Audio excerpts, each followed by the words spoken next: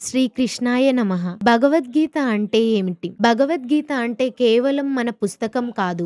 మనిషి జీవితంలో ఎదురయ్యే ప్రతి సందేహానికి, ప్రతి బాధకు, ప్రతి కష్టానికి దారి చూపించే జీవన మార్గదర్శి. కురుక్షేత్ర యుద్ధ భూమిలో అర్జునుడు తన బంధువులను, గురువులను చూసి బాధపడ్డాడు. తన కర్తవ్యం ఏంటో అర్థం కాక, నేనేం చేయాలి కృష్ణ అని శ్రీకృష్ణుని అడిగాడు. అప్పుడు శ్రీకృష్ణుడు అర్జునుడికి చెప్పిన జ్ఞానమే భగవద్గీత. కానీ ఒక విషయం గమనించండి, ఆ మాటలు కేవలం అర్జునుడి కోసం మాత్రమే కాదు. వేల సంవత్సరాల క్రితం అర్జునుడికి చెప్పిన ఆ మాటలు ఈ రోజు మన జీవితాలకు కూడా అంతే అవసరం. ఎందుకంటే అర్జునుడికి ఉన్న సందేహాలు మనకు ఉన్నాయి.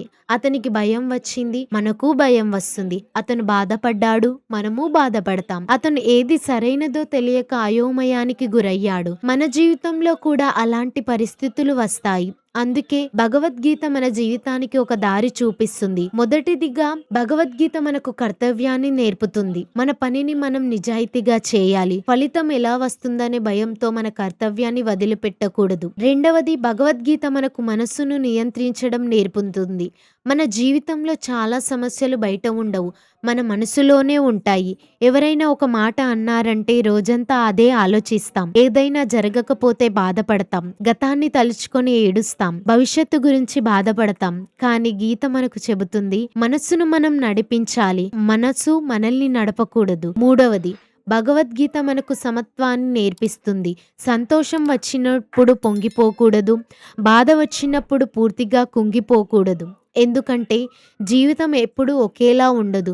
ఈరోజు ఉన్న సమస్య రేపు ఉండకపోవచ్చు, ఈరోజు ఉన్న బాధ కూడా ఎప్పటికీ ఉండదు. అందుకే కృష్ణుడిపైన నమ్మకం ఉంచి ముందుకు సాగాలి. నాలుగవది, భగవద్గీత భక్తి మార్గాన్ని చూపిస్తుంది. భక్తి అంటే కేవలం గుడికి వెళ్ళడం కాదు, రోజు పూజ చేయడం మాత్రమే కాదు. మన కష్టాల్లో కూడా దేవుడిని నమ్మడం, మన కర్తవ్యాన్ని దేవుడికి అర్పించడం, మనసులో ఆయనను గుర్తు చేసుకోవడం, అదే నిజమైన భక్తి. మనకు అనుకూలంగా జరిగినప్పుడు కృష్ణుడు నాతో ఉన్నాడు అని చెప్పడం సులభం. కానీ కష్టాల్లో కూడా కృష్ణ, నాకు అర్థం కాకపోయినా నువ్వు నాకు మంచి దారినే చూపిస్తావని నమ్ముతున్నాను అని చెప్పగలగడం, అదే నిజమైన భక్తి. అయితే భగవద్గీత మన జీవితాన్ని మారుస్తుంది. భగవద్గీత చదివిన వెంటనే మన సమస్యలన్నీ మాయమైపోవు, కానీ సమస్యలను చూసే మన దృష్టి మారుతుంది. భయం ఉన్న చోట ధైర్యం వస్తుంది, అయోమయం ఉన్న చోట స్పష్టత వస్తుంది, బాధ ఉన్న చోట ఓర్పు వస్తుంది, అహంకారం ఉన్న చోట వినయం వస్తుంది, అశాంతి ఉన్న చోట ప్రశాంతత వస్తుంది. ముఖ్యంగా నేను ఒంటరిగా లేను, శ్రీకృష్ణుడు నాతో ఉన్నాడు అనే నమ్మకం మన బలాన్ని పెంచుతుంది.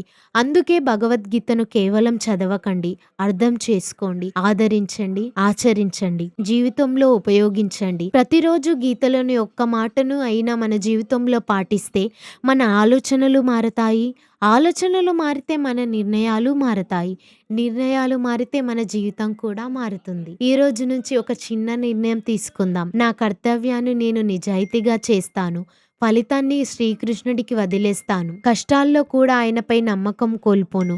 ఇదే భగవద్గీత బోధ, ఇదే మన జీవితానికి దారి చూపించే జ్ఞానం. ఓం నమో భగవతే వాసుదేవాయ. శ్రీకృష్ణాయ నమః.